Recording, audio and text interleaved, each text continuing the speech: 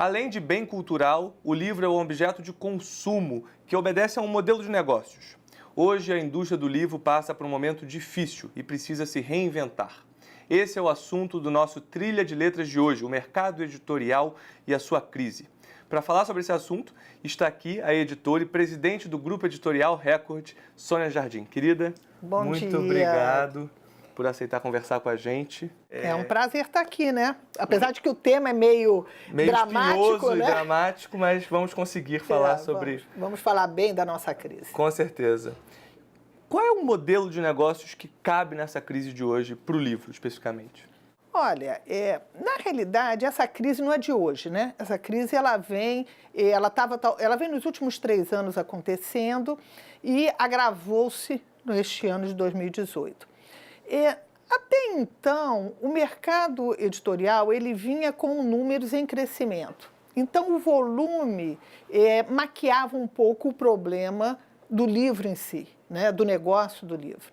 Então, como se vendia mais quantidade, no volume, esses números fechavam. Com a queda, com a crise, com o desemprego, com a queda de consumo, apareceu realmente o problema, porque a gente percebe que não é um problema, é um problema da cadeia produtiva do livro. Ele não está estacionado na editora, ele não está estacionado na livraria, no distribuidor de livros, ele é um problema que afeta a cadeia como um todo. E aí, em que mudanças cada uma dessas etapas da cadeia pode fazer para que a crise diminua, pelo menos? O que a gente tem percebido, por exemplo, nesses últimos tempos, né, afetado dramaticamente a questão do distribuidor de livro, porque o distribuidor, que é aquela função de quem compra da editora para vender à livraria, principalmente a pequena e média livraria, ele ficou muito estrangulado com a crise. Ele tem uma margem que não é grande e que não é suficiente para ele aguentar a inadimplência. Aquele pequeno varejo que está fechando, a gente andando pelas ruas, aí a gente vê tanta loja fechando, né? Em todos os segmentos, inclusive no do livro, ele não tem condição, com essa margem que ele tem na comercialização, de bancar o prejuízo daquele cliente que não paga. Mas a porcentagem do preço de capa de um livro que vai para o distribuidor é muito grande, né? Ainda assim ele não tem uma margem de lucro tão grande. Ele repassa essa margem para o livreiro, né? Isso é uma coisa interessante, né? Porque a gente fala assim, quem é que fica com cada fatia desse preço de capa do livro, né? E talvez a maior fatia é da livraria, mas ela tem um custo fixo ali de aluguel, de empregados, né? E muita gente até que está em casa assistindo deve ser escritor também, como eu sou escritor, e tem essa pergunta, né? Pô, o escritor que escreveu o livro, pensou a história, né? Teve que mexer em tudo, criar os personagens, tem todo um trabalho do escritor e ganha 10% do preço de capa, de 10 a 12 às vezes, alguns. E aí é muito pouco, né? Para onde é que vão os outros 90%, 88%? Olha, tem um texto maravilhoso do Fernando Sabino no livro Gente, que ele explica isso, porque o Fernando Sabino teve, junto com seus amigos da época, né, era escritor, teve esse desejo de se tornar editor, né?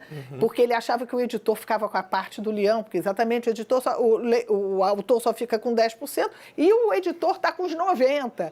E esse texto dele é maravilhoso, depois merece ser lido, porque percebe o que realmente, como isso é fatiado. Aproveitando que você mencionou rapidamente, então, Fernando Sabino, que vocês publicam, aqui o Encontro Marcado, e está comemorando aniversário, comemorou, né? Exatamente, no dia 12 de outubro, se ele fosse vivo, teria feito 95 anos, e acabamos de imprimir a 100ª edição do Encontro Marcado, que é um livro que marcou gerações, né? Muito bom, então pelo menos de 10% em 10%, ele já chegou na centésima edição. A vantagem para o autor é que o autor não tem risco, né? Quando você fala no caso do editor, o editor hoje, dentro dessa lógica do mercado, ele acabou ficando 100% do risco. O livreiro recebe os livros em consignação, ele não tem risco em termos de, se não vender, ele devolve, ele não tem risco nenhum. Então, na realidade, nessa lógica... Mas o distribuidor compra do editor? O distribuidor também pega consignado do... Então, o risco é todo do editor? O risco é todo do editor. Aí, o que acontece? Como é que essa conta fecha? né? Na realidade, você tem que ter um mix de livros no seu catálogo em que aqueles livros que vendem pagam a conta daqueles livros que você, quando comprou, achou que iria vender e que, infelizmente, não vendeu. E isso é natural, né? E a saúde financeira de uma editora, ela depende do seu índice de acerto. Se você fizer apostas só ruins, seu futuro vai ser negro. E acontece muito com editoras pequenas e médias que às vezes apostam muito num segmento e aí quebram porque aquele não deu certo especificamente, né? Meu pai, que já morreu há 27 anos, ele tinha uma frase que dizia o seguinte: você, uma editora, tem que publicar do sublime ao ridículo. E talvez com mais ênfase no ridículo, porque o ridículo é que aqueles me perdoem, né? Autoajuda, ou sei lá, da vida, paga a conta de muita literatura maravilhosa que é publicada e que não vende. Com uma tiragem pequena e que não vende. E que não tem, economicamente não é viável. Mas aí só para levantar um ponto que você suscitou no início, que é a gente hoje vive uma recessão econômica em todos os setores, né? Não só no mercado do livro. Mas já houve um momento em que o mercado do livro estava em franco desenvolvimento, ou seja, antes desses 3 anos que você diz, o mercado do livro ele era crescente e incentivava a criação de novas editoras, as livrarias estavam bem. Como é que estava esse cenário antes de 3 anos atrás? Até 2014 o mercado estava muito bom, né? O mercado estava em crescimento, e você tinha novos canais de venda chegando inclusive em outros clientes, né? As vendas por catálogo e tal, chegando em outro tipo de cliente que não era o cliente da livraria tradicional. E você tinha também, até então, os programas de compra de livros pelo governo federal, estadual e municipal. Nas 3 esferas se comprava livros. Que também ajuda muito a manter a saúde financeira da editora? Ajuda a manter a saúde. As margens são muito pequenas, mas as quantidades são muito grandes. Mas ajuda mais ainda na formação de novos leitores. Porque esse também uma preocupação que a gente tem de falar de futuro, né? Com tanta outras iniciativas, né, que o ser humano tem de se ocupar o seu tempo, né? De se entreter, de pensar. E você vê o tempo que você investe. Investe, não vou dizer perde, né? Que você investe hoje nas redes sociais. Aí depois a pessoa diz, não tenho tempo para ler um livro. Lógico, porque se você contar lá quanto tempo ficou lá de conversa... 3 horas no Facebook, olhando no Instagram. Exatamente, é um tempo E vendo Netflix, ou seja, você tem muita coisa chamando hoje. Games e tal. Games, uma coisa que é interessante, que a gente via muito no passado, quando você ia ao aeroporto, sei lá, vai fazer uma ponte aérea, né? Você via aquelas pessoas sentadas na sala de espera lendo, né? Hoje em dia você vê todo mundo no celular. Claro. Entendeu? Então, quer dizer, a pessoa está adiantando já sua agenda, já respondendo e-mail, mas é um tempo que você tinha antes ocioso e que essa ociosidade sumiu, né? Então, é também uma questão que é necessária que se forme o hábito da leitura nas novas gerações. E isso, se não acontecer na escola... Além disso, eu tenho feito agora uma romaria, em todo lugar que eu viajo, eu vou à livraria, que isso faz parte, quem tem o livro no sangue, não adianta, entendeu? Então, eu vou às livrarias aí fora. E tenho fotografado o preço de livros que a gente publica aqui, na editora, em outros países, e faço a conversão. Então, recentemente, eu estive no feriado aí do 7 de setembro, em Buenos Aires, fotografei um livro da Nora Roberts, romance best-seller, né, chamado Ao Pôr do Sol. Lá em Buenos Aires, este livro estava pelo equivalente a R$ 65. Nós publicamos este livro aqui no Brasil por R$ 44,90. E ele estava numa livraria online à venda por R$ 23. Esse também é uma questão que remete um pouco ao motivo da crise, né?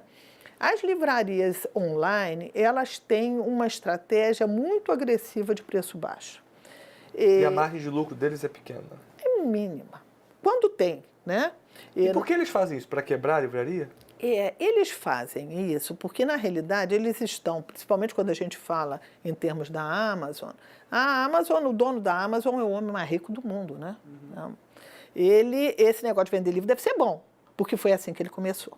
Mas ele começou vendendo livro e tendo prejuízo anos a fio. Não sei quem vai lembrar dos primórdios da Amazon, lembra bem disso. A gente lia dizendo, gente, como é que esse cara se sustenta numa operação deficitária?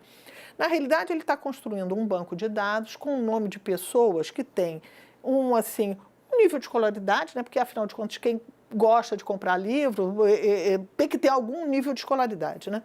Nível de escolaridade, tem um cartão de crédito, né?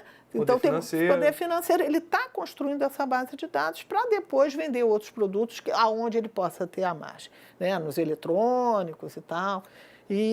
Agora, acontece que o problema, que também é uma questão que merece reflexão aqui no Brasil, é que as livrarias físicas que têm operação online, elas estão seguindo esse preço, porque tem os tais robôs que ficam lá olhando, né, e tal, não sei o quê. Então, ela vê um preço baixo dessa maneira numa livraria online, ela vai e baixa o preço também. Para uma operação que talvez, para quem é só livreiro, não viabiliza, né? Nós fomos perguntar à jornalista Cássia Carrenho qual é o futuro do mercado editorial no Brasil. Vamos ver.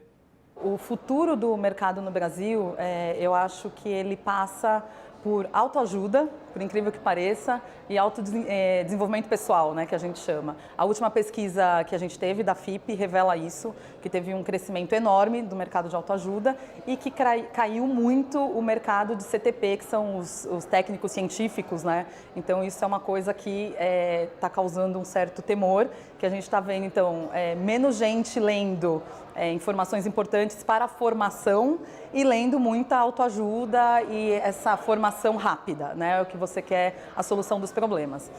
Todo ano tem uma tendência que aparece no mercado editorial. A gente já teve aí alguns anos anteriores os livros eróticos, a gente teve livros de colorir, a gente tem recentemente aí os youtubers, booktubers, e o que acontece, eu acho que por um bom tempo a gente ainda vai ficar nos youtubers, porque na verdade a gente acaba, o mercado editorial, as editoras apostam neles porque eles já têm leitores, né? Eles são influenciadores. Então você lança um livro de um youtuber, com certeza ele vai vender no mínimo 10 mil, 15 mil, 20 mil exemplares, coisa que para um autor estreante, autor mesmo, que não seja influenciador, isso é muito difícil.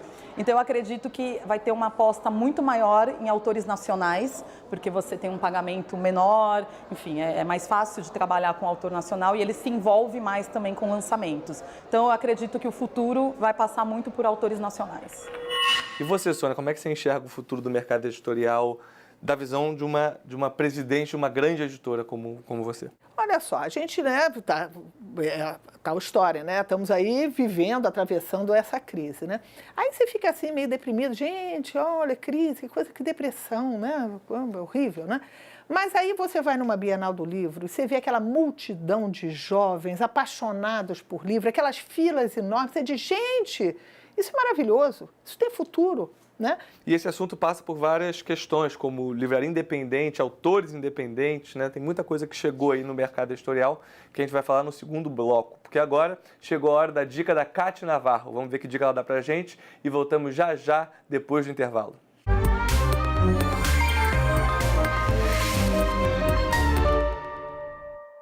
O mercado literário brasileiro pode ser surpreendente, principalmente para autores como Clarice Lispector, que tem até hoje muitos de seus livros procurados, superando o tempo e também gerações. É o caso, por exemplo, de A Hora da Estrela, um dos livros mais vendidos nas livrarias brasileiras, inclusive procurado por jovens que vão conhecer a história de Macabeia, essa nordestina que vem para o Rio de Janeiro, que se emprega como datilógrafa, que adora ouvir a Rádio Relógio e que se apaixona por Olímpico de Jesus. Mas ele trai Macabeia, ela fica extremamente irritada, procura uma cartomante. E essa cartomante acaba lhe dando de presente um destino que não é bem aquele que a espera. O que espera Macabeia? Só a gente lendo o livro, mas o que a gente pode ter certeza é que o que a gente deseja é que o nosso mercado literário brasileiro esteja ali na frente, com muitas estrelas à nossa espera.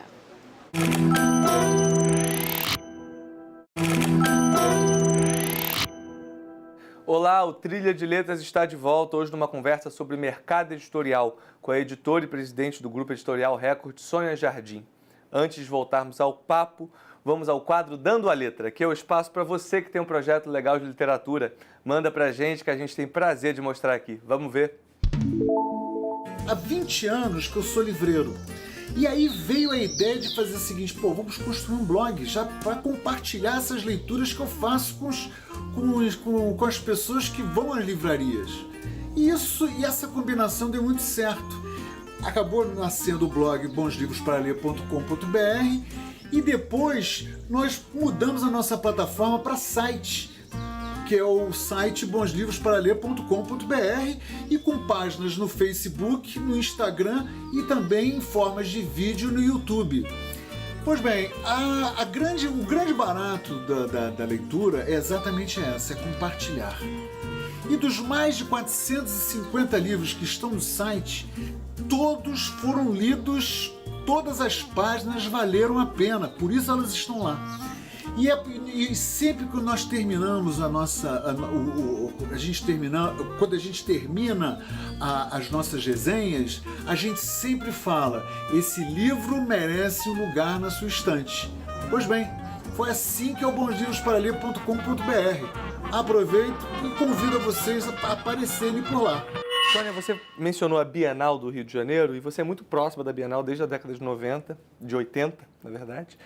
E eu queria entender um pouco como os eventos, e a gente teve uma proliferação de eventos no Brasil todo, né, em cidadezinhas pequenas e tal, ajudam o mercado editorial. Olha, eu acho que tudo que faz o livro entrar, né, na mente das pessoas, ser relembrado, né, como a gente conversou antes, né, falou antes, tem tanta demanda hoje, né, de programa, TV a cabo, assinatura, tanta coisa, né, que tudo que remete a esse programa de ir ver livros, de ir encontrar autores, né? Eu acho que isso faz um bem tremendo ao mercado, né? Não é o evento comercial da venda do livro naquele dia que nos interessa, não é? É essa coisa de você trazer... Clima. É esse clima de levar... Inclusive, que é uma coisa que eu acho que é fenomenal, isso me lembra a primeira Bienal que eu estava na comissão organizadora, da gente falar o seguinte, a gente quer que ao final do dia você pergunte à criança ou jovem que foi à Bienal e diga, o que você fez hoje?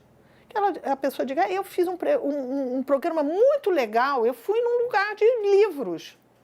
Hoje, às vezes, você chega e diz, eu quero ler o livro tal. É tão fácil ali, você já vai no aplicativo daquele vendedor de livro e você tem de forma imediata, você pode até, se quiser, ler no seu celular, se não no seu tablet ou no seu aparelho dedicado, você terá como ter acesso de forma imediata. Você não precisa sair de casa, 2 horas da manhã, me deu uma vontade de ler, sei lá o quê, vou lá e ler. Não precisa esperar abrir a livraria, não precisa esperar, não precisa, não gasta o dinheiro do estacionamento do shopping e você tem aquele produto em casa. Essa é uma realidade, já está acontecendo, né? Hoje, para nós, representa algo como 6% do nosso faturamento, o e-book. Agora, a tendência que está se falando, e que pelo menos nos Estados Unidos está aparecendo como uma questão para o futuro, é o áudio. Porque os números que estão acontecendo, as estatísticas estão demonstrando é o seguinte, está havendo uma queda na venda de laptops, está havendo uma queda na venda de tablet, porque o smartphone, cada dia mais, ele faz tudo. Você não precisa. E as pessoas não querem carregar aquele mundo de coisa, entendeu? Então, carrega só o meu celular e tem tudo ali, né? Agora, a leitura no celular ainda é meio chata, né? Eu, particularmente, eu prefiro ler no tablet. Eu acho que no celular ele é meio pequeno demais. Mas esse consumidor está acostumado a usar o earphone porque ele acessa a música dessa maneira. Então, a tendência que nós estamos vendo nos Estados Unidos é o áudio, a pessoa escutar com o earphone, em vez de ficar escutando música, escutar o áudio. Tanto no formato que se chama à la carte, que você compra o livro específico ou com o formato streaming também. Vamos ver o que vai... Eu tenho falado com diversos especialistas, o pessoal acha que ainda demoram talvez uns 2, 3 anos para isso vingar aqui. Chegar de forma consistente no Brasil, mas talvez seja uma coisa mesmo, você no transporte público, e a pessoa está achando lá que você está escutando funk, e aí você está escutando Vidas Secas. Olha que coisa maravilhosa. Olha que maravilha. Aliás, que edição incrível essa de Vidas Secas de vocês, hein? Graciliano, aqui ó, 80 anos, muito... Não, essa edição comemorativa ficou muito bonita, porque Capa dura. Ela remete toda ao original, né? E você descobre coisas saborosíssimas, a começar que o livro não ia chamar Vidas Secas. Ia chamar como tem? Não, tem aqui logo no começo, ela tá toda com manuscrito, né? Porque naquela época era manuscrito, né? 80 anos atrás, mas tem uma coisa que é linda, que ela chegou na prova, o Graciliano trocou o nome do livro. Olha, o mundo coberto de penas. Será que seria um sucesso 80 anos depois? É muito interessante. O caminho das editoras para fugir da crise passa pelas aquisições. Nós fomos conversar com a jornalista Cássia Carreño sobre o assunto. Vamos ver. O mercado editorial, eu acho que em 2018, ele começa assim a ver uma luz no fim do túnel, né? A gente teve aí uns 2 anos de uma crise muito grande, e agora a gente começa a ver que algumas editoras estão investindo um pouco mais, fazendo algumas aquisições, mas se o mercado literário, vamos dizer assim, né, se a gente tem muito mais gente lendo, leitores incríveis, leitores entendendo até de mercado, por um outro lado, a gente tem uma grande crise com as livrarias. Recentemente, 2 grandes livrarias anunciaram que não estão pagando algumas editoras, e com isso a gente entra numa crise enorme. Então, grandes editoras estão passando por um momento muito difícil. Então, com isso você tem um público querendo literatura, um público querendo ler, mas você tem as editoras brecando por conta de falta de dinheiro. Então, esse é um problema que a gente vai ter em 2018 e que deve afetar 2019 também. E entrando então nesse assunto de autores independentes, também tem as editoras independentes. Hoje em dia eu vejo alguém falando, né, pelo Facebook e tal, abriu uma editora. Eu falo, gente, que loucura, o mercado em crise, o cara está abrindo uma editora. É uma loucura mesmo ou não? Faz sentido abrir editoras independentes e é um caminho para esse mercado que a gente tem visto aí? Não, tem. Eu acho que o mercado editorial, ele tem um lado assim meio romântico, né? Que a pessoa tem aquele sonho. Então, eu acho que quem tem um sonho, a gente tem que viver o sonho. Às vezes o sonho pode virar pesadelo, mas eu acho que o sonho tem que ser vivido, sim. Queria saber que dica você daria para um escritor que está assistindo o nosso programa agora, quer publicar seu livro e enxerga esse mercado em crise, né? Muito escritor me procura e eu falo, cara, não faço ideia do que te dizer, porque está uma crise doida, as editoras não estão nem publicando autores que eles já têm, já são conhecidos, ainda mais autores novos. Como é que você diria para esse autor novo querendo encontrar seu lugar ao sol e vendo que o mercado está em crise? A crise obrigou as editoras a lançar menos, né? Então, isso é um fenômeno que a gente vai ver depois, no ano que vem, quando a gente olhar os números de 2018, que o número de lançamentos caiu. Todas as casas editoriais estão lançando menos e tentando lançar vamos dizer assim, no livro certo, o que é horrível, porque você tira a bibliodiversidade. Então, você tenta o seguinte, eu não vou apostar nisso aqui não, eu vou naquele que eu tenho uma expectativa. Isso é bom, mas não vende, não vou lançar. É isso, né? Então, nesse momento, eu diria que eu acho que para o autor iniciante é um momento mais difícil. Por isso, volto na questão do prêmio literário, eu acho que é uma porta de entrada. Com certeza. E, Sônia, é engraçado que a gente está falando aqui de mercado de livro e números e tecnologias. E, no fundo, tudo se origina do livro, do prazer da leitura, né? Ou seja, eu sou um escritor que adoro mercado editorial, entender esses fenômenos todos e a cadeia, como funciona, mas, no fundo, a nossa paixão é pela história, né? Pelo texto, pela linguagem, por escrever, no meu caso. Queria saber um pouco como você se apaixonou pelo livro. Não pela parte econômica e financeira da coisa, mas pelo livro, essa relação de afeto que a gente tem direta com ele. Bom, olha, eu acho que, quer dizer, no meu caso específico, eu acho que eu comecei a leitura, o prazer da leitura, com a história em quadrinho. Eu era criança, eu adorava ler a Luluzinha, né? Tio Patinhas, Pato Donald, né? Então, eu acho que foi por aí. Aí, depois, comecei a ler livro. Eu lembro, assim, de pequena... Vocês publicam aqui o Asterix e Obelix, não é? E publicando. Nossa, eu sou obcecado por Asterix e Obelix. Adoro. Eu acho que a história em quadrinho é um bom começo para criança. Mas depois eu lembro uma coleção de livros que nós publicamos, que eu acho que até... Se bobear está no nosso catálogo, mas assim, aquele fundo de catálogo, que era de uma autora americana chamada Laura Ingalls Wilder, que era uma casa na campina, uma casa na floresta, a vida de quem foi, dos imigrantes americanos para o Centro-Oeste, entendeu? Aquilo em 1800 não sei quantas, dificuldades, tal, da conquista do Velho Oeste.